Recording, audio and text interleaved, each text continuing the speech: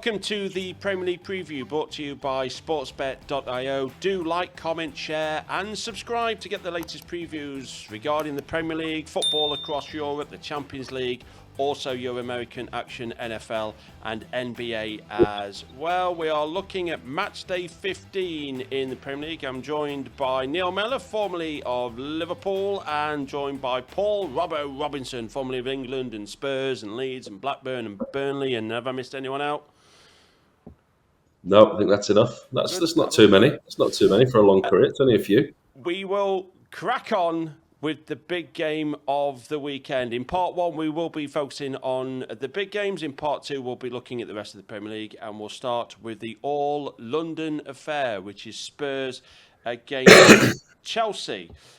Spurs playing Bournemouth at the day recording. I have to say that the Spurs are playing tonight at the day recording. In the last 25 Premier League home games for Spurs, both teams have scored in 21 of those 25. And in the last 31 Premier League away games for Chelsea, they have scored in 26 of them, including battering Southampton last night by 5-1. Prices at the time of recording, 2.84 for Spurs. You've got Chelsea at 2.34, 3.75 for the time. I'm going to come to you first, Paul, on this one. Your old club, Spurs, your thoughts on this London affair? It's always a good game, isn't it, when you play Chelsea with Tottenham Chelsea? There's a real rivalry there among the fans as well. Chelsea are flying, aren't they? Second place in the league as we speak at the moment. Oh, sorry, Neil Mellor's Chelsea, as he rightly tipped them up at the start of the season. Got to give him some credit. I don't think many people saw that coming, but the way that Enzo Maresca's sorted them out with his bomb squad, his two sets of players, one for the Europa League, Conference League, one for the Premier League. They're looking the real deal at the moment, Chelsea, with Manchester City faltering, Liverpool not seemingly faltering. Somebody's going to have to give Liverpool a title race at the moment, and it looks like Chelsea and Arsenal are going to be the two to do it, the way Man City are playing. I've been impressed with Chelsea this year. I really have. Tottenham, the inconsistency just continues. And as you say, they play Bournemouth tonight. Go and spank Man City 4-0. And then I was there. They drew 2-2 against Roma. And then they actually got booed off when they drew 1-1 against Fulham. I think that's just frustration more than anything. You know, it's just, you put 4 past Villa, you put 4 past Man City, and then you draw at home to Fulham. No disrespect, but they're games that the fans, on the back of those results, with success comes expectation. And I think that purely was just frustration. As you say, it's an absolute banker for both teams to score this game. Banker. Yeah, generally is a place of goals. And Chelsea have got a fairly good record as well at Spurs. They've won 4 of the last 5 Premier League games at Spurs of Chelsea. If you remember when Ange moved in to Spurs, they had a very solid home record. It was like, wow, Spurs are not Spurs anymore. They're consistent, they're winning games at home. Then Chelsea rocked up and smashed them. They were the first team to win at Spurs when Ange in charge of the home side. They've also won a League Cup at Spurs in 2022. So Chelsea have got a very good record away at Spurs. So you've got a Chelsea full of goals, full of confidence, a little bit more consistent than Spurs. Are you backing the away side in this one, Mels? Definitely not backing the home team. I think what you look at it is both teams are used to playing midweek. The difference being that Spurs have been able to rotate the play, so have Chelsea. They don't have that luxury with this one because they're going to have to go at it against Bournemouth in terms of strong, and then again against Chelsea. And Chelsea have the extra day recovery. I think that's important to bear in mind for this one. So, Chelsea are a good side. They cruised to victory against Southampton. You know, they had a little bit in reserve, you know, whereas I think Spurs were sort of preempting what's going to happen against Bournemouth. May not have that same luxury, and that could be a bit of a problem. So I'm actually going to sway towards a draw for this one, rather than the away one. I don't fancy Spurs at all at home for it, but the question is related to the draw for me because there hasn't been a draw in this fixture at Spurs for 9 years. 9 years ago was the last draw. It was 0-0. Begovic was the goalkeeper, so don't need that question. Your question is this. There was one English starter for Chelsea that day, 2015. The last time there was a draw away at Spurs. Who was that English starter for Chelsea? So Chelsea only had one English starter away at Spurs. He's got 61 English caps. Who is it? Mason Mount. No, he's not got 61 English caps. No, there was a name that popped in my head, but again, I struggle. Ben Chilwell. You think he's got 61 caps, Ben Chilwell? No, that's where this question's falling down for me, and I'm just firing names off because Gav looks like he knows it. So I'm just firing names off as quick. 5 goals for England, 61 caps. Do you know what? I was surprised he got that many caps. I didn't have him down as that many. Well, I was going to say Gary Cahill, but he's definitely not. Correct. Yeah. 61 caps. Did that not surprise you? No? Just a little bit of knowledge about Gary Cahill that you don't know, that me and Gary Cahill went to exactly the same school. So he's a Wednesday fan and you're a Blade. I know. The funny thing is, he played for Sheffield United on loan as well, which is much avertive. No, I didn't realise he scored that many goals for England. Anyway, more importantly, that's 1-0 to me. Love it. Only English start. There we go. Last time was draw, and I'm on a draw for this one. Why are Spurs so inconsistent? Is it the pressure of playing at home, Paul? Is that why they're inconsistent? And as a former player yourself, does that drive players as mad as the fans, that one day you're world beaters and the next day you can't beat sides who are winless and towards the bottom of the Premier League? Believe me, you don't strive to be inconsistent. I mean, Ange will be scratching his head. Do you think he'd enjoy sitting in the press conference every week, fielding the same questions every single week? It's not what they want to do. Then the players certainly don't want to do that. I think there was a change in system again. He went back to a 4-3-3 against Fulham, played Maddison as a deep line left midfielder in a 3, where at Manchester City he made the big decision to leave out Brendan Johnson, played Kulusevski on the right and played James Maddison as a number 10. It's funny that when you play your best players in the best positions, you get the best performances. Granted, I understand you can't do that every week because of the amount of games they've got. There's got to be some kind of rotation. I just don't like it when they play that 4-3-3. They look so much better when they've got the 2 holding midfielders. His argument will be, well, we don't need 2 holding midfielders at home against Fulham. But the way that the team looked against Manchester City, they just look like they're in a better shape. So for me, the 4-2-3-1 works better than the 4-3-3. And I think that was partly to blame for the Fulham game. But as far as the inconsistency goes, I mean, it's everyone's talking about it. Social media, the press, the media. Every time Ange sits in his press conference, it's the only question he gets asked about. Why are Spurs doing what they do? Why do they win, lose? I'm sure he'd love the answer. Nicholas Jackson is 2-3 for Chelsea. He was rested for last night's victory at Southampton, where they scored 5 but could have scored 7 or 8, to be honest with you. He scored 4 in his last 2 games against Spurs, including hat-trick at Spurs last season. So if you're after an anytime goal scorer, Nicholas Jackson may be it. I know Mel's is on the draw for this one, but Paul, what about you? Score prediction for the 4:30 kickoff on Sunday in the Premier League. Spurs against Chelsea. Score prediction, please. Goals, and it's always a bit tasty, this one. So goals and cards. I mean, we don't do card predictions, but I think if you want to increase your odds and get some decent value on your bets, definitely yellow cards. I'm going to back my old team. I always do. I'm going to back them to win at home, 3-2 in a game of the weekend. 3-2. Kind of a split opinion. I think we have got a split opinion from the get-go. I mentioned Nicholas Jackson scoring goals for Chelsea. Brennan Johnson has scored 4 in his last 4 consecutive games for club and country. Of course, bearing in mind Spurs play later today against Bournemouth. Neil, you're going for the tie in this one. I'm going to put down what I think you're going to go for, but what's your score prediction? Yeah, you're right. 1-1. You've written that one down. Yeah, I've got 1-1. Yeah. Well, do you know what? I just feel as though Chelsea are flying, but this may just be one where Spurs raise the game and get something from it. You know, I think it will be a good game to watch. Palmer's on fire. Palmer is absolutely superb, isn't he? 2-2. He's got 3 away goals this season. Things happen, and so Spurs have got a job on their hands to get anything from the game. That's why I'm going to go for a 1-1 draw. 1-1 draw. So you've gone for the tie between these 2 clubs. The tie is 3.75. The second big game of the weekend is another 12:30 kickoff on Saturday for Liverpool, but they don't have to travel too far for this one because it's just the other side of Stanley Park. They're taking on Everton. Everton are 7.2 at the time of recording. Liverpool are 1.43, firm favourites of course, 4.8 for the tie. Everton scored more goals last night in their 4-0 win at home to Wolves than they did in their previous 5 home games in the Premier League. And Liverpool have scored in 28 in fact, I think that's now we're including Newcastle last night. It's actually 29 in 30 Premier League away games. Who was the last team they failed to score at away from home in the Premier League? Who did we not score against? What was the result of the Merseyside derby towards the end of the last year? Got it. Yeah, should have scored. Diaz missed chances. Nunes missed chances. 2-0. Yeah. Everton is the right answer. In fact, it's a very strange record that Liverpool have not scored in the last 2 games at Goodison Park, and in the last 5 head-to-head meetings between these two sides, the away side hasn't scored in any of them. So this is very much been a game where the away side tends to struggle to find the back of the net. But this is a different Liverpool. It's got a different manager. It's still short at 1.43 given those stats. Mels, I'm coming to you first. Are you sticking with the red side of Liverpool to come out on top in this one?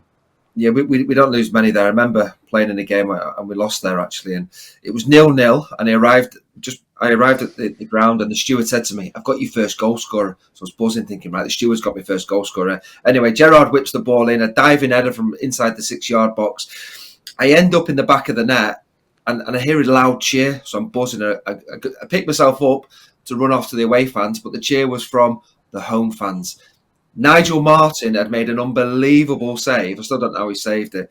And we ended up losing the game 1-0. So, yeah, that was a bit of a strange memory. But it's the last ever Goodison derby. You know, everyone has memories of wins, defeats, whatever draws. I think there was a 4-4, wasn't there, once when Barnsley was on fire. So it will be a horrible atmosphere if any Liverpool fan is going to that game. We're not welcome, and they'll make sure, the fans will make sure everybody knows about that.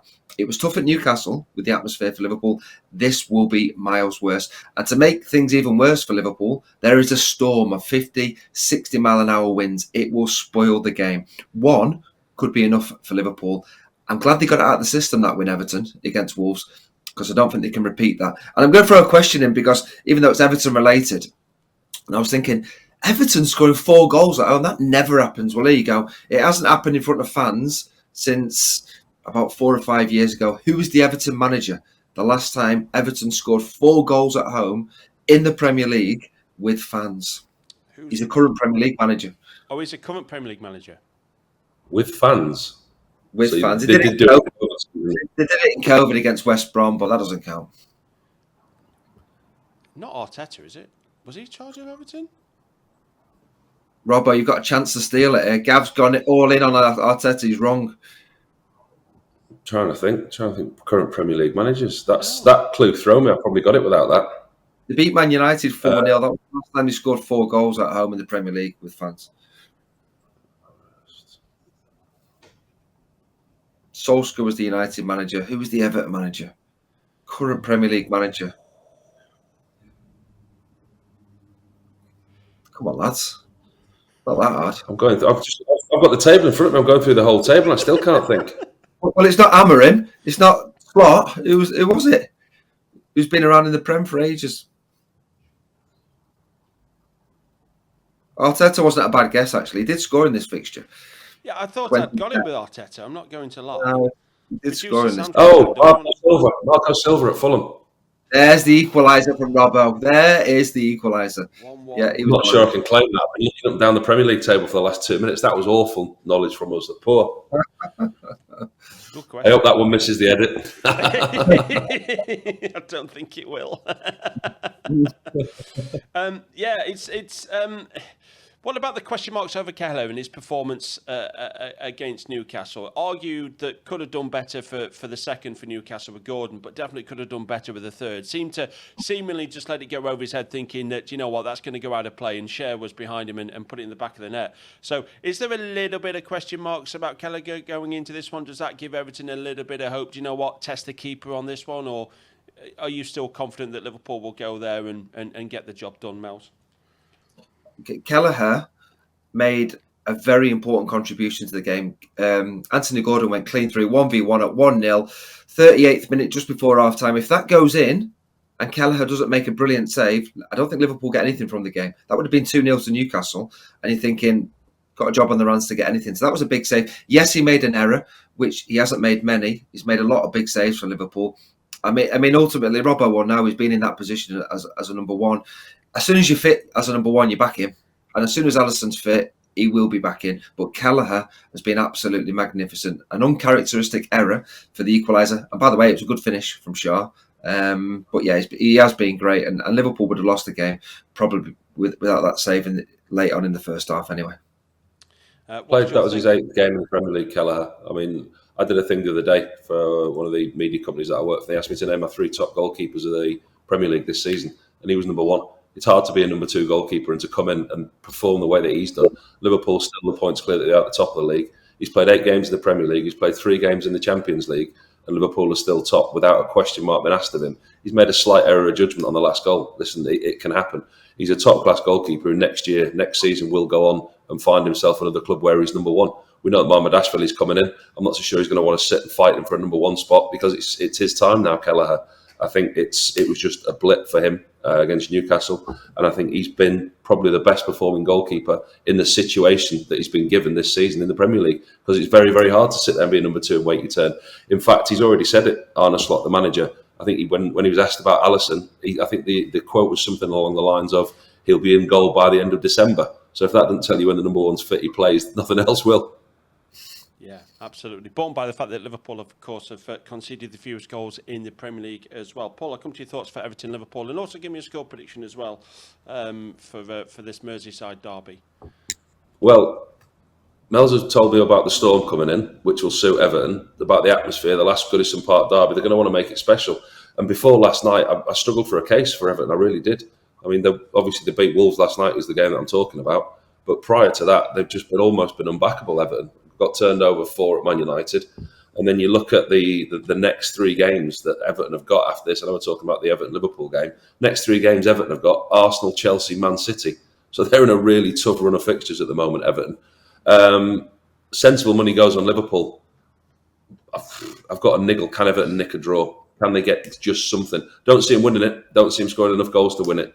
Could they nick a draw is the only hope that they've got, whether it's a 1-1 or I don't even think it'd be 2-2. If Liverpool score 2, they win. So Liverpool to win, I think. But I'm going to stick my neck on the line. I'm going to go a draw, 1 each. Oh, it's gone for the draw, 1-1. Need you a razor? Can you rub that out? We've already written. Just trying to find the last time these teams actually had a score draw, because it would have been 2020 when it did finish 2-2. Goal scorers that day, Mane and Salah for Liverpool. Salah's just been absolutely incredible of late, isn't he? Michael Keane and Dominic Calvert-Lewin. Richarlison was sent off that day. So yeah, 1-1 for Paul in this one. Neil, your score prediction for Everton Liverpool?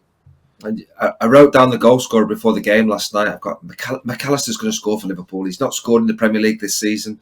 This will be his 15th game. He's suspended. He got a yellow card. So he's not even playing. So McAllister won't score. Salah probably will. I reckon they'll be under 2.5 because of the storm. It will ruin the game, but Liverpool will nick it 1-0. 1-0 for Liverpool, which is not a scoreline we've had too often between these two. We generally do always get over 1.5 goals. I'm trying to find the last time Liverpool won 1-0 away at Everton, and that was all the way back in 2016. It's funny when you say McAllister scoring a goal, because the one goal that springs into my mind when these teams play is the Gavin McAllister free kick from about 3.6 kilometres out when he just struck it and it found the back of the net.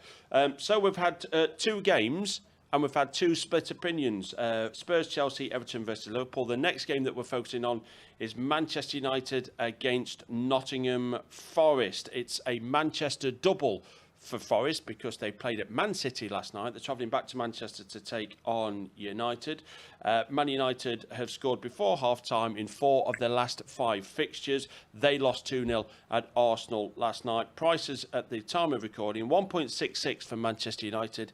Forest are 5, 4.2 for the time. Coming to you first, Paul, on this one. Your thoughts on Man United against Nottingham Forest?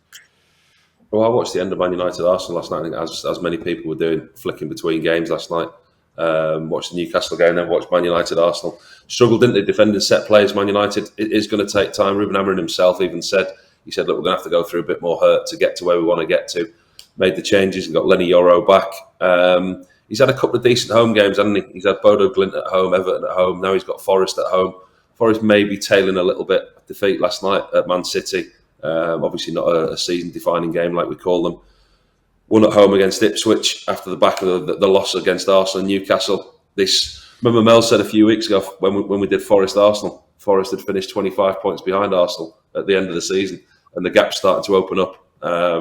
Consistency is the thing for Forest. Chris Wood got 9 now, but then you look behind him, Hudson-Odoi 2, Aina 1. If Chris Wood doesn't score, you question where the goals are coming from. I think Man United at home under Amorim, yes, they're always easy to back at home, Manchester United, but I think that they're starting to get on the right track. There are, like you said, there are going to be. It's going to take time. He's going to stick with that 3-4-2-1 formation. People say it's a 3-4-3. It's not. It's a 3-4-2-1 formation. So Xerxes coming off the bench last night, Lenny Yoro coming on. He's getting players back. I think United will win this one. I think it'll be close. Forest will make it difficult for them. They're not afraid to play against anybody this season, aren't Nottingham Forest? No, you just get the sense that it's just catching up with them a little bit. When Forest are punching above their weight, they ride the crest of a wave, and then at some point, just a little blip, and suddenly it seems to catch up with them. And Chris Wood had a wonderful one-on-one last night at Man City. Had he scored that, and he probably would have done 3 weeks ago, would have slotted it away without thinking about it, a guy in fine form. If he slightly dips and loses that goal-scoring touch and Forest aren't able to find the back of the net, they do tend to concede Forest. So that's where sometimes you can turn a 1-0 win into a 1-0 defeat. You leak a goal, you can't find the back of the net. I do have one of the most pointless stats ever, though, in this one. I can tell you that Man United have scored in minute 76 in 3 of the last 5 meetings against Nottingham Forest. I don't quite know what you can do with that one. Maybe a goal in the final 15 minutes, but that's something to look at. So you're firmly looking at Man United to win this one then, Paul. What about you, Mels? Yeah, just check the league table before kickoff, because if Fulham get a point or Bournemouth win, then Man United will be in the bottom half of the table going into this game. But if they win, they will go above Nottingham Forest, who are 6th, which just shows you how sort of tight and congested it is. I think United are going to do all right at home. Get the feeling that might be a tough place to come to with the new manager there. Had a couple of decent results. Paul mentioned it, and I expect them to continue. Forest gave a lot of good chances away against City. City scored 3 and probably could have had double. Had a couple of moments themselves, Forest, but nothing more than consolations. I think they're good for a goal, Forest, and they may well get one, but I can't see them giving United a game. I really can't. So I'm on Manchester United to win. If you want a question, you can have this question. Last time Forest won at United was 1994. Colin Moore and Stuart Pearce scored. Probably got quite a few that season for them. Who was United's scorer in a 2-1 defeat, 1994? Brian McClare. It's a great guess, but it's wrong. Mark Hughes. Andrei Kanchelskis. Oh, stop it, because I was going to go Kanchelskis. It was an attacker, and he wasn't English or British. Cantona? Oof, nailed it. 2-1 Gav. Yes. Yeah, there you go. Look at the disappointment in Robbo's face. I love that. Why didn't I say that? The most obvious one. I was trying to be too clever. I love it. If you fancy a goal for Forest, do you remember what they did at Old Trafford last season? Scored 2 in 5 minutes. Yeah, they were 2-0 up after 4 minutes and lost the game by 3-2. Both games last season did have both teams score. So, score prediction then, please. Just confirm yours, Paul. I think you did give me a score prediction, but if not, what is it? Man United Forest? I didn't. There you are then. 3-1 Man United. It's gone for 3-1 for the home side. Mels? I've written the same scoreline down. I'm going to stick to it. 3-1. Both gone for a 3-1 scoreline for Man United against Forest, which is your 5:30 kickoff on Saturday. So that's part 1 done of the Premier League preview, brought to you by sportsbet.io. We've had 2 split opinions, but finished in agreement that Man United are going to beat Forest by 3-1. We'll be back for part 2, where we'll look at the rest of the fixtures for the Premier League for Matchday 15. We'll be looking at the Matchday predictions for 13. Of course, we missed 14 because it was midweek, and how the guys fared as they tried to get their hands on this trophy, which they really want. Also be looking at the trebles as well. Always please gamble responsibly. We'll be back for part 2 of the Premier League preview, brought to you by sportsbet.io.